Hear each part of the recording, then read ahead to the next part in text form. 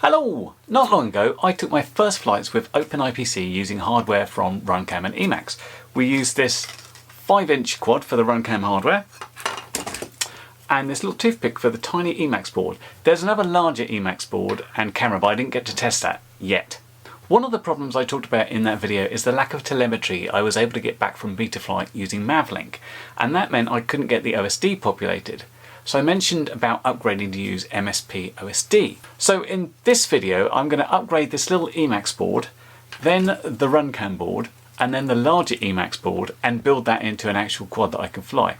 Now, I've made this video as I went along, and this means it's a bit rough and ready. You'll have to excuse the poor sound and picture quality sometimes. I did it like this in case I ran into problems, and I did, so you'll see me run into issues with some ideas of how to diagnose and fix them.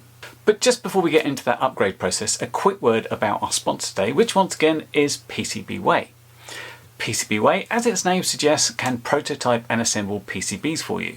If you design your own PCBs, then you probably know this already. Now, I don't have much of a clue about PCB design, but with an open source project like OpenIPC, if someone was to come along and make an open source piece of hardware for it, you'll often be able to get hold of what's called a Gerber file for that design. This contains the PCB design, and you can just send this to PCBWay to get your own PCBs made without needing to know anything about the design process. But it's not just PCBs. CNC machining, laser cutting, sheet metal bending, 3D printing and injection molding are just some of the extra things they can do, and in materials that are way out of reach for most hobbyists.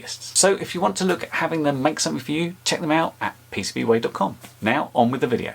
I decided on the little Emax board the camera was definitely out of focus, so I'm trying to focus here using the brick wall for a reference. It's fine turning the main lens, it's just the focus securing ring which is really hard to get to just because it's so small, and trying to get your thumb in and move that without moving the main lens is difficult. I think I got it at least better than it was. I'm not sure if it's perfect yet though. Right, now let's get this connected to Betaflight, and the boot button's around there somewhere. Let me sort that out. Okay, next task is to flash with 451. This is still using S-Bus. I'll have to sort that out. I'm using telemetry Mavlink anyway, just in case I ever fix that. And yeah, let's get flashing, so that'll take a little while to do. The other thing you'll need to do in Betaflight is connect one of your UARTs to the OpenIPC board, which you may have done it anyway if you're already trying to create an OSD via Mavlink telemetry, but this time you're going to set it to configuration MSP. You'll see I'm using UART2 here, and set that to MSP+Displayport, which is going to be pretty familiar if you've used Walksnail or DJI, but not so much if you're coming from analog. And then in the OSD, make sure you've got HD selected, and then you can start arranging your bits of OSD. You probably need to change things around, but luckily you can do that kind of live once you get it working. What you need to do next is get the latest version of the OpenIPC configurator, which you'll find on OpenIPC's GitHub. You'll see the URL there. Just go to the release and download that one. This is a Windows only package. So I'm on a Mac, I'm going to be using a virtual machine. If you're on Linux, you can do the same thing, or you can do it via SSH. You do also need to make sure that you're on the latest version of PuTTY for Windows. If you don't know what PuTTY is, go see my original video. I talked about that. It's basically a good Windows version of SSH and SCP. And what the OpenIPC configurator will do, as you click simple buttons, it will go and SSH and SCP various files to and from the camera or NVR or whatever to update those files. So here I am in the configurator, and I've worked out the IP address of my camera. So what I'm going to do first is update the firmware in the camera. So to do that, you go over to Setup, and then you look for the version of your camera. I'm using the small Emax Wyvern. So I click on this link, and basically I just hit update camera.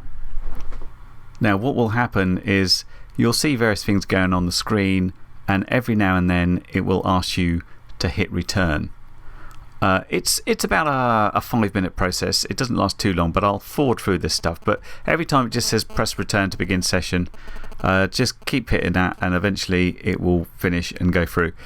As you might imagine, it's pretty important not to interrupt this sequence when it starts writing firmware. I'm not quite sure what would happen if you screwed it up. There may be a way to recover, but it's never a good idea to do things in the middle of firmware updates. When it gets to unconditional reboot, basically the session will lose connection, but you'll have to hit return. Once you do that, it'll give you this error message, but don't worry, that's because we've just disconnected from our SSH session. Well, it's gone ahead and done the upgrade, and if I look in SSH, I can see that WFP is running, but that is not live. If I twiddle around, I think it's replaced the drone key with a new one, so I'm just going to refresh the drone key, see what happens. Yeah, so I've just updated the key and rebooted, and now I've got some live pictures through, so that's good news. The next thing to do is to go back into the configurator, go to the telemetry and click on upload MSP-OSD. This again will ask you to press the return key a few times and go ahead and install stuff. As far as what the firmware update did, it does put a load of default values in there. I'll go through in a second and show you what you need to change back. Okay, well, something just happened. Not completely sure it's correct at this point, but it's got the fonts there for sure, they're just not showing up correctly. I couldn't quite fathom out what the problem was here, and I ended up having quite a long discussion with Mario FPV. And here's what it comes down to. This is the reverse of the small Emacs board, and if you see here and here, we actually have two UARTs. Now, I originally had it set up on this UART here previously, and when I wasn't getting any telemetry, I asked the Emacs guys which one I should use, and he gave me the information about using this one. This is actually the TTY2. If you go into the configurator and click connect, you'll see that by default the serial port is set to TTY S2. Mine was set to S2, and Mario gave me this great debug command which let us monitor what was coming in on the ports, and there was absolutely nothing coming in. He said he had it working on the other port, so I basically changed that over. So aside from making sure the physical wiring is correct, now you'll need to go back to the configurator and click on enable UART 0 to make the TTY0 active. And you'll need to hit save and reboot to actually get the changes in. Now, once I did this, things changed for the better. And we got a working OSD and VTX menu, which I'll talk about later. The last thing we want to do is the sensor update. If you select IMX415_Milo15 and then click on the sensor bin update, it will go ahead and write this file to the camera. After that point, you just need to obviously hit return to go back, and then just hit reboot, and those changes will be installed, and you should have a much nicer picture. So that was a little bit of a hassle because we didn't know which UART was correct, so that's something to note. But now let's move on to the RunCam and hope it's a little bit more straightforward. Okay, next up is the RunCam OpenIPC. So we're going to start by updating the firmware in Betaflight. Okay, flashy, flashy, flashy. This tells me that I wasn't sure which port was on. I was perhaps sure which port it was on, but I just didn't trust it. So I had Mavlink on 3 ports there, which sounds ridiculous. Might just whip the top off and see what I've actually connected it to. And there's this little white wire here, which is TX3. So try that one out. Okay, happy with my OSD elements. So let's get the camera updated and see what happens. Okay, so plugged into the network. We have to be close to the router for this one. Fan on so it doesn't overheat, and radio on so it doesn't keep beeping at me. So the first part is much the same as before, except we choose the RunCam Wi-Fi link and go ahead and update the camera. Once that completes, we can go back into configurator, make sure we can reconnect with our camera, and then go to telemetry and upload the MSP-OSD. Knowing that certain things got reset, at this point I transfer my drone key from my NVR over to the camera. You won't have to do this if you use the default. If you're using your own one, you will. Now, throughout this video, you'll see me send my drone key over via SCP, and that's because I'm on a Mac, and so when I'm doing things in the configurator on Windows, my drone key isn't on the Windows drive. But if you're on Windows, you could receive the drone key before you do anything and then send it back again, all via the configurator. Obviously, if you've got it on your Windows machine, then you can just do the updates and send the drone key over via this. Or if you're comfortable with command line, you can do it that way. It's up to you. At this point, you can just click on Save and Reboot, and everything should, in theory, magically work. After all that, we got no OSD, so I'm still concerned about which port it was using, so I'm going to double check that. Okay, I hate taking the top off this because the wiring's a nightmare, but it's correct. I checked the TX is going to the RX down under there, and the RX is going to the TX. So perhaps it's a weird port thing on this board here. Like, which port is that? It doesn't seem to be 2, or it doesn't seem to be 0. Okay, that's interesting. If I run this debug to find out what's being transmitted on the MSP stuff, that's okay. And in fact, I then get an image, but it looks like MSP-OSD wasn't actually running. So if I cancel out of that, then it all goes away there.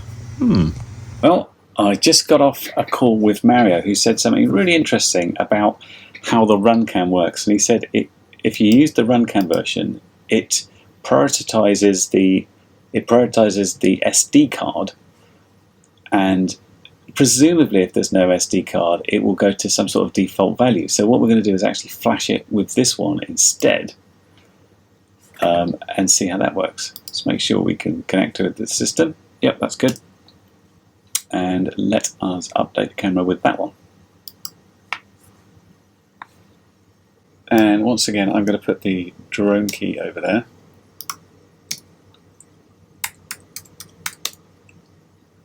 And then I am going to upload the MSP-OSD.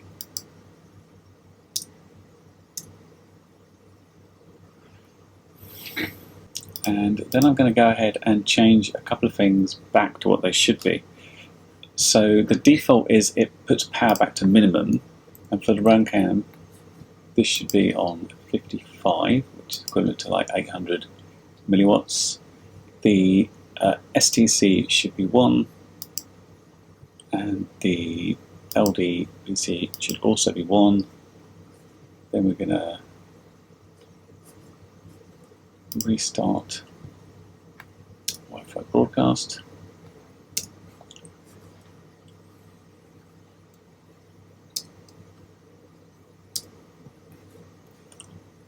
And then camera settings wise, that looks good. So I'm going to save and reboot the whole system. Okay, that's better. I'm just going to do some things like move these down and move those down so I can still see my stuff going on there. Yeah, so like many things, you can move these things live, and you'll see I've moved those down. So now if I look at the laptop, we've still got the little bit of telemetry from there giving our stuff along with that, and I've moved those things down. So that is all good and ready to go.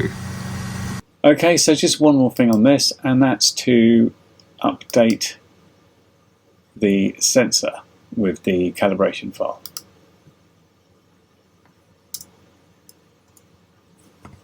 So let's go ahead, save and reboot. And we are done for this one.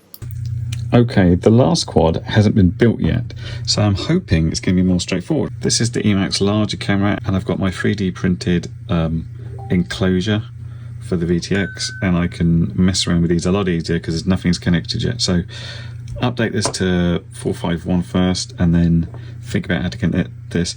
This has got another 10 volt output. Now when I used a similar one on the RunCam, it didn't work. This one I'm going to try again because there's no big fan trying to run it, so let's see if that works okay. Okay, that's flashy. You'll see I'm using use telemetry Mavlink as an option there. You don't need to. This is just in case I want to use that in the future. Well, this has become a little bit more complicated as ever, but this time it's not down to OpenIPC, it's down to this board which seems to have died. If I plug a battery that's 15 volts in, this thing thinks it's at 4.5, And if we go ahead and plug in the power, we don't get any ESC tones. We don't get any 5 volts going to the receiver. We don't get any voltage coming out. Yeah, I think either the FC or the ESC or the combination of both of them are dead. So not very useful. Have to swap this out. Okay, so here's the new stack which is going to go on, and we're doing it here. We have got a picture, so let's hook it up to the configurator and see what we can do. So this is the Emax Wyvern link once again, so we're going to update the camera with that firmware, and once that finishes, once again I'm going to move my drone key back over to the camera. Then I'm going to do the sensor bin update because I always keep forgetting that to the very last thing. Then I'm going to upload the MSP-OSD, and then I'm going to change my camera settings back to 720p at 60 frames a second using H.265. You could run this at a bitrate of 8K at 1080p, but I don't know how well that would work on a tablet, and it would depend very much on the power of your tablet, so I'm going to keep it quite basic at the moment. Just going to restart Majestic, and then we're going to go over and change the WFB settings back.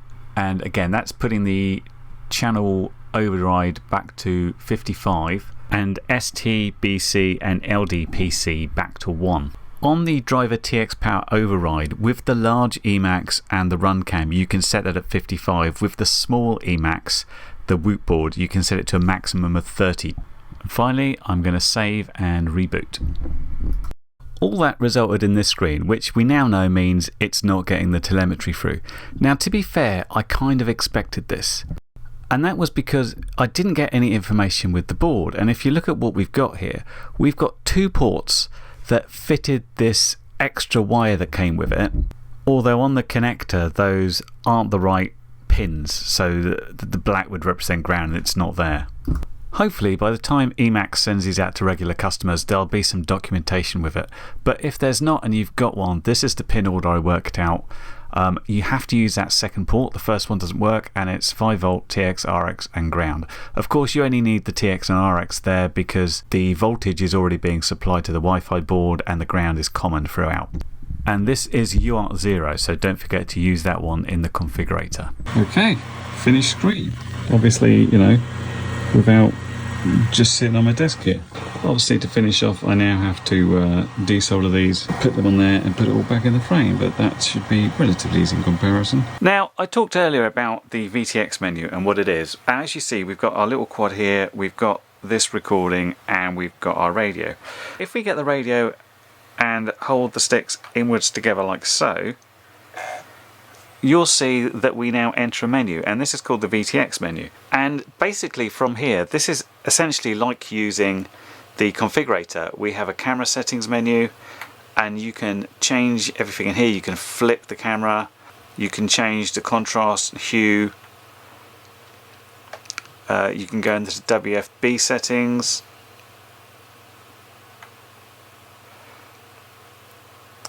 You'll see there I've got the driver TX power override to 30, which is what I mentioned for this little one. Obviously, if you change anything, you've got the save. What I'm going to do on this one, because I did change it to 1080p at 60, but knowing that it really does hurt the rate, and I've got the bitrate to 8K, I'm going to change this back so everything's the same for now. And then we can always use something better when I have a better recorder. But yeah, anyway, that is the VTX menu. You can do a lot of settings from there. Obviously, if you go and change your channel, you see it's set to channel 161 at the moment. That's not a problem if you're on something like the tablet, because you can just go into Pixel Pilot and change it. But if you're on an NVR like me, it means I'd have to actually go in and do stuff. If you're on a Redaxer, there's ways of adding buttons where you can change that. But yeah, there you go. That is the VTX menu. Makes it look a lot more like a proper commercial product, especially when we're talking about having this proper OSD as well that looks exactly the same as if you were using Walksnail or DJI. So here's the finished quad using the larger Emax setup. I've had to go external on this on the top of the frame as this frame is very short, but a more modern frame will often be longer to accommodate an HD video setup.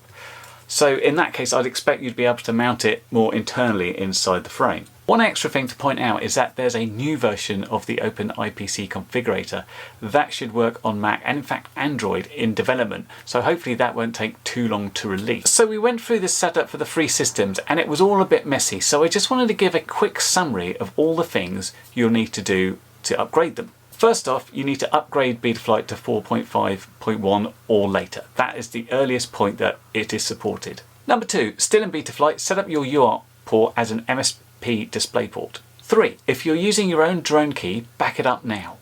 Number 4, upgrade the camera's firmware. Don't forget to use the URL-LC-AIO-NOR version if you are using the RunCam. For everything else, i.e. the Emax ones, use the Emax firmware. Number 5, after the camera reboots, restore the drone key if you're using your own one and you backed it up. Number 6, do the sensor.bin update. I didn't really explain about this. The sensor.bin contains lots of configurations that makes the camera look the best it can. So using this is very much worth it. For both the Emax and the RunCam hardware, you should use the IMX 415_MyLoss15 setup. Number 7, in the telemetry tab, upload the MSP-OSD and make sure it's set to the correct UART. Number 8, put the WFB settings and the camera settings back for what they were or what you want them to be. All these cameras will actually support 1080p 60 at a bitrate of 8K, but if you're using a tablet or a phone, just double check what that looks like to see if your latency is still consistent. And number 9, save and then reboot and you should magically have a lovely looking OSD. Now if you don't see the lovely OSD, you will probably have one of two things. Number 1 is a screen full of all the characters in all the colours, or 2, no OSD at all. Now as we've seen, a screen full of characters normally means that OpenIPC isn't getting the telemetry back from Betaflight that it's expecting. So at this point you need to double check your physical wiring on the flight controller. You need to double check that your Betaflight port setting is correct and is going to the right physical port of your OpenIPC camera. And don't forget you're going TX to RX and back TX to RX, so you're crossing them. Also check that your UART setting in the OpenIPC configurator is correct. Don't forget that if you're on the Emax boards, they seem quite fussy about only using TTY0. Now just occasionally I've had this full screen of characters on reboot when the quad's been working fine, so it's also worth giving it a quick power cycle just to make sure that you're consistently getting this problem. If you're getting a blank screen, well, this is probably the MSP-OSD process not running, and I've only seen this in one case so far out of my 3, so not a huge range. And that was using the RunCam firmware on the RunCam board instead of the one I mentioned. Now, if you're comfortable with using the Linux command line, there are a few things you can check. If you use the ps-ef command, you can check if your MSP-OSD process is running and whether it's running on the port that you expect. There's also a great debug command where you can run the MSP-OSD in debug and it will basically print out information to see if the port's receiving anything. It's here and I'll include it in the description. Before you use it, if you have an MSP-OSD process running, you'll need to kill that first and then run this command. You can obviously change TTYS0 to TTYS2. There's also TTYS1 on most of these boards, but I don't think they're actually the ports you can gain access to, but you could check it anyway. If you do get stuck or just can't fathom it out, be sure to check out the OpenIPC Telegram group, which is full of enthusiasts all trying to do the same thing. It might look a little involved, but it's well worth doing to get this proper OSD and the VTX menu. My original intention was to fly these in this video, especially the larger Emax setup, but I'm just about to leave the country for 5 days and I didn't want to delay this video, so I'll be back to do that in a follow-up video. Until that time, I hope this information is useful and I'll catch you in the next video. Bye for now. Well, you've made it to the end of the video, so thanks once again for watching. If you like what you saw, then please consider subscribing, and if you really like what you saw, then be sure to check out the link to my blog for a variety of ways in which you can help support this channel.